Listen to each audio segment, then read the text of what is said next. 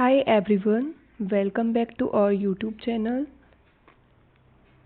आज की वीडियो में हम डिस्कस करने वाले हैं चाइल्ड हेल्थ नर्सिंग का टॉपिक, जो आपका रहेगा cleft lip and cleft palette, जो आपका मोस्टली एग्ज़ाम में पूछा जाता है। चाइल्ड हेल्थ नर्सिंग के एग्ज़ाम में आपको बता दें कि जो सभी नोट्स है आपके, वो PDF में आपको टेलीग्राम चैनल पर डेली प्रोवाइड हो रहे हैं। आप वहां से अपने नोट्स जो है PDF से बना सकते हैं। टेलीग्राम चैनल का जो लिंक है वो आपको YouTube चैनल के डिस्क्रिप्शन में मिल जाएगा। तो स्टार्ट करते हैं आज का topic, cleft lip and cleft palette, जो कि एक कंजेनाइटल मालफॉर्मेशन होती है जो जन्म से ही बच्चे में पाई जाती है। तो आज हम इसके बारे में पढ़ेंगे। स्टार्ट करते हैं इसकी डेफिनेशन से।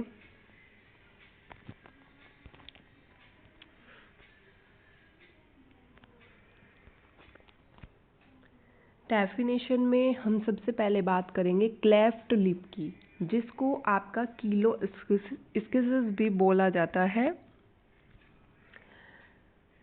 It is a birth defect where the upper lip has a gap or opening because the tissues of the lip did not join together properly during early pregnancy। तो क्लेफ्ट लिप यानी कीलोइस्किसिस क्या होता है आपका? ये congenital defect है, यानी ये जन्म से ही बच्चे में होता है, जिसमें क्या होता है कि ये एक बर्थ डिफेक्ट है जिसमें जो अपर लिप होता है, जो ऊपर वाला जो लिप होता है, उसका जो एक पार्ट होता है प्रॉपरली फ्यूज नहीं होता फीटल डेवलपमेंट के दौरान, प्रेगनेंसी के दौरान।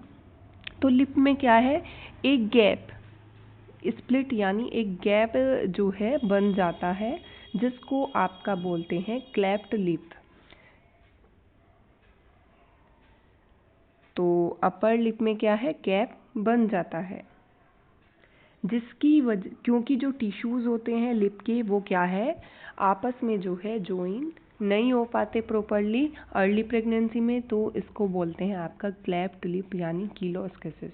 अब हम बात करेंगे क्लेफ्ट पैलेट यानी प्लेटोइस्किसिस के बारे में। ये क्या होता है आपका? It is a birth defect where there is an opening in the roof of the mouth, hard palate, soft palate or both, because the tissues of the palate did not fuse properly before birth। ये भी क्या है आपका? एक birth defect है, जन्म से बच्चे में होता है। ये एक ऐसी कंडीशन होती है जिसमें रूफ ऑफ माउथ यानी जो पैलेट होता है, हार्ड पैलेट, सॉफ्ट पैलेट या फिर दोनों हो सकते हैं, तो इनका फॉर्मेशन जो होता है वो इनकम्प्लीट रहता है। माउथ और नेजल कैविटी में एबनॉर्मल ओपनिंग इसमें देखने को मिलती है, क्योंकि जो टिश्यूज़ होते हैं पैलेट के वो क्या है, प्रॉपरली फ्यूज नहीं हो पाते बर्थ से पहले। इसको बोलते हैं आपका क्लेफ्ट पैलेट यानी पैलेटोइस्किसिस। तो आपको दोनों ही डेफिनेशन समझ में आ गई होगी। अब इसकी इंसिडेंस के बारे में बात कर लेते हैं। तो इसका इंसिडेंस क्या रहता है, क्लेफ्ट लिप का हम पढ़ेंगे। क्लेफ्ट लिप में क्या होता है कि 750 बर्ड्स में से जो है ये 1 चाइल्ड में जो है पाया जाता है। 750 में से एक में ये देखने को मिलता है, और जो क्लेफ्ट पैलेट रहता है वो 2500 बर्ड्स में से 1 में देखने को मिलता है। यानी 2500 जन्म हुए तो उसमें से जो है एक में देखने को मिलता है। Cleft lip is predominantly seen in males and cleft palette seen in females. Mostly क्या होता है कि जो क्लेफ्ट लिप होता है वो क्या है, मेल्स में देखने को मिलता है, और जो क्लेफ्ट पैलेट रहता है वो फीमेल्स में देखने को मिलता है। अब बात करेंगे एटियोलॉजी के बारे में, cleft lip and cleft palette की। तो इसकी एटियोलॉजी क्या रहती है, इसके कॉजेज़ क्या रहते हैं, किस वजह से जो है ये कोज होता है, कारण क्या होता है इसके कोज होने के? तो वो रहते हैं जेनेटिक फैक्टर्स। तो जेनेटिक फैक्टर्स की वजह से जो है cleft lip and cleft palette हो सकता है। नेक्स्ट है न्यूट्रिशनल डिस्टर्बेंसेस ड्यूरिंग डेवलपमेंट, यानी प्रेगनेंसी के दौरान अगर न्यूट्रिशनल डेफिशिएंसी रही है, मोस्टली क्या है फोलिक एसिड डेफिशिएंसी देखने को मिलती है प्रेगनेंसी में, तो क्या होता है कि न्यूट्रिशनल डेफिशिएंसी की वजह से भी जो है cleft lip and cleft palette जो है कोज हो सकता है। नेक्स्ट है physiologic, emotional and traumatic stresses during development. अगर मदर क्या है स्ट्रेस ले रही है प्रेगनेंसी के दौरान, डेवलपमेंट के दौरान बच्चे के, तो क्या है तब भी ये कोज हो सकता है। एक्सपोजर टू रेडिएशन, रेडिएशन की वजह से भी जो है कोज हो सकता है। मैटरनल स्मोकिंग, अगर मदर क्या है स्मोकिंग करती है, धूम्रपान करती है, तब भी क्या है cleft lip and cleft palate cause हो सकता है। इन्फेक्शन की वजह से भी कोज हो सकता है। मैटरनल इलनेस की वजह से, अगर मदर को कोई भी इलनेस है, कोई भी डिसीज़ है, तब क्या है तब भी ये कोज हो सकता है। नेक्स्ट बात करेंगे इसके टाइप्स के बारे में। सबसे पहले बात कर लेते हैं क्लेफ्ट लिप के टाइप्स के बारे में। तो क्लेफ्ट लिप के टाइप्स क्या रहते हैं? फर्स्ट है यूनिलेटरल क्लेफ्ट लिप, सेकंड रहता है bilateral cleft lip, third incomplete cleft lip और लास्ट रहता है फोर्थ कंप्लीट क्लेफ्ट लिप। अब पढ़ लेते हैं इनमें क्या होता है। जो यूनिलेटरल क्लेफ्ट लिप रहता है उसमें क्या है, लिप के एक साइड ही जो है डिफेक्ट देखने को मिलता है। आपको इमेज में भी दिखाएंगे। बाइलेटरल में क्या होता है कि बाई मतलब बोथ साइड, दोनों साइड, तो इसमें क्या है डिफेक्ट जो है लिप के दोनों साइड देखने को मिलेगा। इनकम्प्लीट क्लेफ्ट लिप में क्या होगा, partial split not reaching the nostril, इसमें क्या है पार्शियली जो है स्प्लिट यानी गैप देखने को मिलेगा, नोस्ट्रिल तक ये नहीं पहुंच पाएगा, नोस्ट्रिल तक नहीं देखने को मिलेगा। इनकम्प्लीट रहता है। कंप्लीट क्लेफ्ट लिप क्या होता है, entire lip split extending into the nostril, इसमें क्या होता है कि जो पूरा लिप होता है उसमें क्या है स्प्लिट देखने को मिलता है जो कि नोस्ट्रिल तक पहुंच जाता है। तो इमेज देख लेते हैं इनकी। देखिए नॉर्मल पैलेट तो आपको ऐसा देखने को मिलेगा, नॉर्मल पैलेट। और जो unilateral cleft lip and palate होता है, यूनिलेटरल यानी जो एक साइड लिप के देखने को मिलता है डिफेक्ट, उसमें आपको ऐसा देखने को मिलेगा। तो ये क्या है, ये एक साइड देखने को मिल रहा है लिप के। नेक्स्ट बाइलेटरल, जो दोनों साइड रहता है लिप एंड पैलेट के, वो ऐसा देखने को मिलेगा। तो इसमें क्या है दोनों साइड देखने को मिल रहा है, आप इमेज से जो है देख सकते हैं।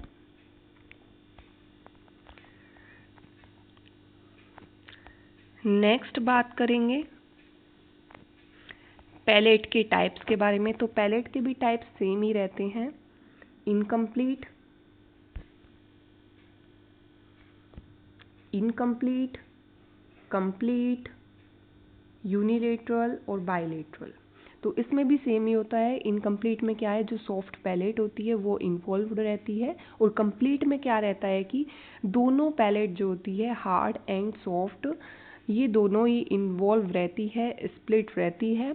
यूनिलेटरल, इसमें क्या है पैलेट के एक साइड डिफेक्ट देखने को मिलता है। बाइलेटरल, बाइलेटरल यानी बोथ साइड्स इसमें डिफेक्ट देखने को मिलता है, यानी सॉफ्ट प्लस हार्ड पैलेट। तो क्या है दोनों में देखने को मिलता है इसमें बाइलेटरल में। अब बात कर लेते हैं क्लिनिकल फीचर्स, क्लिनिकल मैनिफेस्टेशंस के बारे में, क्या क्या इसमें लक्षण दिखाई देते हैं cleft lip and cleft palette में। तो इसमें क्या है,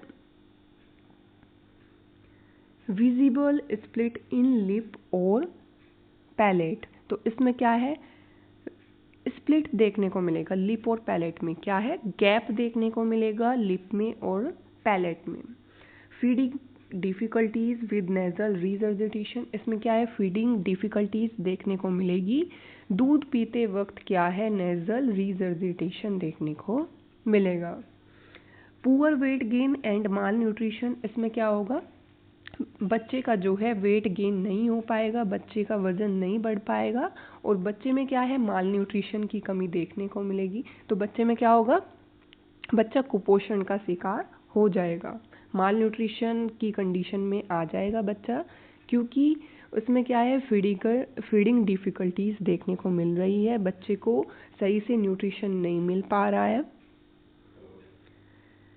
recurrent year infections and possible hearing loss, इसमें क्या है? बार बार ईयर इन्फेक्शन देखने को मिलेगा, जैसे कि ओटाइटिस मीडिया।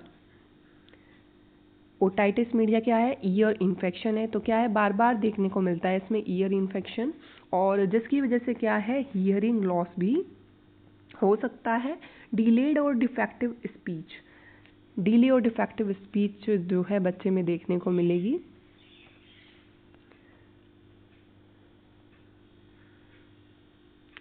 जिसमें क्या है? बच्चे में स्पीच प्रॉब्लम देखने को मिलेगी, बच्चा सही से बोल नहीं पाएगा, क्लियर वर्ड्स नहीं बोल पाएगा। नेक्स्ट है इसी में सोशल एंड साइकोलॉजिकल प्रॉब्लम्स बच्चे में देखने को मिलेगी। इमोशनल इश्यूज बच्चे में देखने को मिलेंगे। ब्रीथिंग डिफ़िकल्टी बच्चे में देखने को मिलेगी और डेंटल एबनॉर्मलिटीज़ भी जो है बच्चे में देखने को मिलेगी। अब बात कर लेते हैं डायग्नोस्टिक इवैल्यूएशन के बारे में। तो डायग्नोस्टिक इवैल्यूएशन में क्या करना है? हिस्ट्री कलेक्ट करेंगे, बच्चे की हिस्ट्री कलेक्शन करेंगे, क्योंकि ये क्या है? एक कंजेनाइटल एबनॉर्मलिटी है, तो इसमें क्या है? जो बच्चे के जो पेरेंट्स हैं उनका क्या है? हिस्ट्री कलेक्शन करना होगा, क्योंकि क्या है? ये जेनेटिक फैक्टर्स की वजह से भी कोज होता है। और इसमें क्या है? एंटीनेटल चेकअप जो हुए हैं वो सभी इसमें इन्वॉल्व रहेंगे। फिजिकल एग्जामिनेशन करना होगा। प्री नेटल डायग्नोसिस में अल्ट्रासाउंड कराएंगे, यूएसजी। इसमें क्या है? कभी कभी डिटेक्ट हो जाता है कि cleft lip and cleft palette है, अगर एंटीनेटल अल्ट्रासाउंड कराते हैं। फीडिंग असेसमेंट के लिए जो है ऑब्जर्वेशन करेंगे, सकिंग के दौरान, स्वेलोइंग के दौरान। स्वेलोइंग मतलब जब बच्चा निगल रहा है उसके दौरान जो है बच्चे का ऑब्जर्वेशन करना है। इससे क्या है? फीडिंग असेसमेंट कर पाएंगे। और ब्रीथिंग ड्यूरिंग फीडिंग, तो इनके ऑब्जर्वेशन के थ्रू जो है फीडिंग असेसमेंट करेंगे। हियरिंग असेसमेंट कैसे करेंगे? ऑडियोमेट्री एंड टिम्पैनोमेट्री के द्वारा। तो इन टेस्ट के द्वारा जो है ऑडियोमेट्री एंड टिम्पैनोमेट्री के द्वारा हियरिंग असेसमेंट करेंगे, जिससे क्या है? हियरिंग लॉस को चेक करेंगे। जो क्या है? बार बार जो ईयर इन्फेक्शन हो रहा है उसकी वजह से हियरिंग लॉस जो है कोज हो सकता है, तो उसको चेक करने के लिए ऑडियोमेट्री और टिम्पैनोमेट्री करना होगा।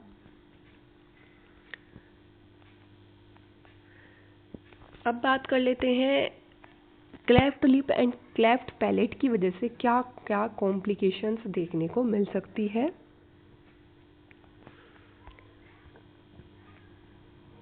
तो कॉम्प्लिकेशंस क्या रहेगी? तो कॉम्प्लिकेशंस रहती है malnutrition due to feeding problems. इसमें क्या है? फीडिंग प्रॉब्लम्स की वजह से जो है माल न्यूट्रिशन देखने को मिल सकता है। रिकरेंट रेस्पिरेटरी इन्फेक्शंस, बार बार क्या है? रेस्पिरेटरी इन्फेक्शन जो है देखने को मिल सकता है। हियरिंग लॉस देखने को मिलेगा। स्पीच और लैंग्वेज डिले जो है हो सकता है। सोशल और साइकोलॉजिकल इश्यूज भी हो सकते हैं। और आपका लास्ट है डेंटल प्रॉब्लम्स भी इसमें देखने को मिल सकती है। तो ये थे इसके कॉम्प्लिकेशंस। अब बात करेंगे इसके मैनेजमेंट के बारे में। Cleft lip and cleft palette का मैनेजमेंट क्या रहेगा? सर्जिकल मैनेजमेंट के बारे में बात कर लेते हैं। तो सर्जिकल मैनेजमेंट क्या रहता है? क्लेफ्ट लिप रिपेयर, जो क्लेफ्ट लिप की जो सर्जरी होती है उसको क्या है, कीलोप्लास्टी बोलते हैं, और जो क्लेफ्ट पैलेट रिपेयर यानी क्लेफ्ट पैलेट की जो सर्जरी रहती है उसको पैलेटोप्लास्टी बोलते हैं। इसमें क्या रहता है कि performed around 3 months of age. इसमें क्या है, जो क्लेफ्ट लिप रिपेयर होता है यानी जो कीलोप्लास्टी होती है ये यूजुअली क्या है 3 मंथ्स की एज में जो है की जाती है रूल ऑफ 10 के द्वारा। रूल ऑफ 10 क्या रहता है, इसमें क्या है 10 वीक्स ओल्ड होना चाहिए बच्चा और 10 पाउंड वेट होना चाहिए और 10 ग्राम पर डेसीलीटर जो है हीमोग्लोबिन होना चाहिए। और पैलेटोप्लास्टी में क्या होता है कि पैलेटोप्लास्टी में it requires multiple surgeries over a course of 18 years. इसमें क्या होता है, मल्टीपल सर्जरीज हो सकती है जिसका कोर्स कितना रहता है 18 ईयर्स तक। तो इसमें फर्स्ट सर्जरी जो रहती है वो 6 to 12 मंथ्स में होती है, सेकंड सर्जरी 8 ईयर्स में होती है, एंड थर्ड सर्जरी जो रहती है उसमें जो 20% केसेस होते हैं वो रिक्वायर ज़रूरी होते हैं स्पीच को इम्प्रूव करने के लिए जो है ये थर्ड सर्जरी की जाती है 20% केसेस में। जो फोर्थ होता है वो है आपका after permanent teeth grows braces में बी पुट। जब परमानेंट टीथ जो है आ जाएंगे उसके बाद क्या करना है कि ब्रेसेस जो है दांतों में लगा देने हैं। तो ब्रेसेस इसमें लग जाएंगे परमानेंट टीथ के ग्रो होने के बाद।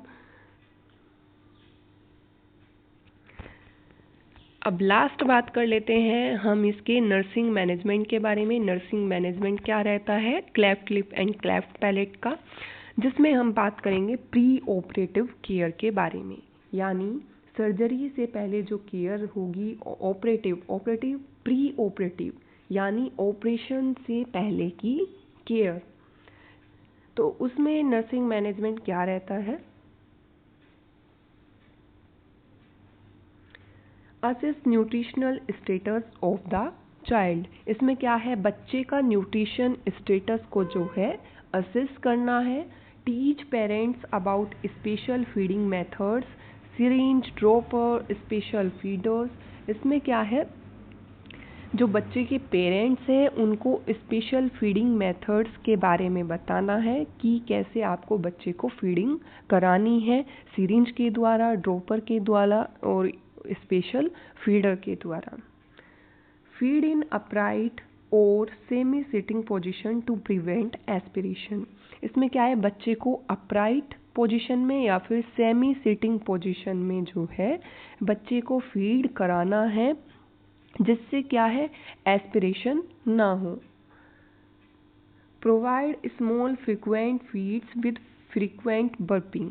इसमें क्या है छोटी छोटी और फ्रीक्वेंट फीड्स जो है बच्चे को देनी है और हर फीड के बाद जो है बच्चे को बर्प कराना है, यानी बच्चे को डकार आनी चाहिए। नेक्स्ट है maintain hydration and prevent infection. इसमें क्या है हाइड्रेशन मेंटेन करके रखना है और इन्फेक्शन से बचाना है बच्चे को। Provide psychological support to parents and prepare them for surgery. बच्चे के जो पेरेंट्स हैं उनको साइकोलॉजिकल सपोर्ट देनी है और सर्जरी के लिए जो है प्रिपेयर करना है। नेक्स्ट बात करेंगे पोस्ट ऑपरेटिव ऑपरेटिव केयर के बारे में, यानी सर्जरी के बाद जो केयर रहती है उसके बारे में हम बात करेंगे। तो उसमें नर्सिंग मैनेजमेंट क्या रहता है, maintain airway and monitor breathing, यानी बच्चे का एयरवे मेंटेन करना है और ब्रीथिंग मॉनिटर करनी है। पोजीशन चाइल्ड ऑन बैक और side not prone to protect the surgical side. बच्चे को या तो बैक से या फिर साइड पोजीशन से एक करवट से लेटाएंगे बच्चे को। प्रोन पोजीशन जो है नहीं देनी है, प्रोन पोजीशन जो है अवॉइड करनी है जिससे सर्जिकल साइड को प्रोटेक्ट किया जा सके। Apply elbow restraints to prevent child from touching the site. तो इसमें क्या है, एल्बो रिस्ट्रेंट लगाएंगे जिससे बच्चा जो है सूचर लाइन को जो है टच ना कर सके। फीड विद ड्रॉपर, सिरिंज और स्पेशल फीडर, अवॉइड बोतल निप्पल। इसमें क्या है, फीडिंग के लिए ड्रॉपर, सिरिंज या स्पेशल फीडर का यूज़ करना है। बोतल और निप्पल से जो है बच्चे को फीडिंग नहीं करानी है, ये अवॉइड ही करना है। नेक्स्ट है इसमें give small frequent feeds and clean mouth gently after feeding. इसमें क्या है, स्मॉल फ्रीक्वेंट फीड्स जो है बच्चे को देने हैं और फीडिंग के बाद जो है बच्चे का माउथ जो है वो जेंटली क्लीन करना है। Clean suture line gently with sterile saline और प्रेस्क्राइब्ड सॉल्यूशन। जो सूचर लाइन है उसको क्या है, जेंटली क्लीन करना है स्टेराइल सलाइन से, या डॉक्टर ने जो भी सॉल्यूशन प्रेस्क्राइब्ड किया है उससे क्या है, सूचर लाइन को जो है जेंटली क्लीन करना है। Administer prescribed analgesics and antibiotics. इसमें क्या है, जो भी एनाल्जेसिक्स एंड एंटीबायोटिक्स जो डॉक्टर ने प्रेस्क्राइब्ड किए हैं तो उनकी एडवाइस के अकॉर्डिंग ही एनाल्जेसिक्स और एंटीबायोटिक्स जो है वो एडमिनिस्टर करने हैं। मॉनिटर फॉर ब्लीडिंग, इन्फेक्शन और रेस्पिरेटरी डिस्ट्रेस। ब्लीडिंग, इन्फेक्शन और रेस्पिरेटरी डिस्ट्रेस के साइंस को जो है मॉनिटर करना है। Provide emotional support and involve parents in care. Parents को इमोशनल सपोर्ट प्रोवाइड करनी है और उन्हें क्या है, केयर में इन्वॉल्व करना है, बच्चे की केयर में। तो ये था आज का टॉपिक जो हमने पढ़ा, cleft lip and cleft palette, child health nursing का टॉपिक था, जो आपका जीएनएम नर्सिंग के लिए, बीएससी नर्सिंग के लिए, पोस्ट बेसिक बीएससी नर्सिंग के लिए, सभी के लिए इम्पोर्टेंट है। तो अगर आपको टॉपिक अच्छे से समझ आया हो, वीडियो को लाइक करें, शेयर करें, और अगर चैनल सब्सक्राइब नहीं किया है तो चैनल को सब्सक्राइब कर लें। मिलते हैं नेक्स्ट वीडियो में। Thank you for watching.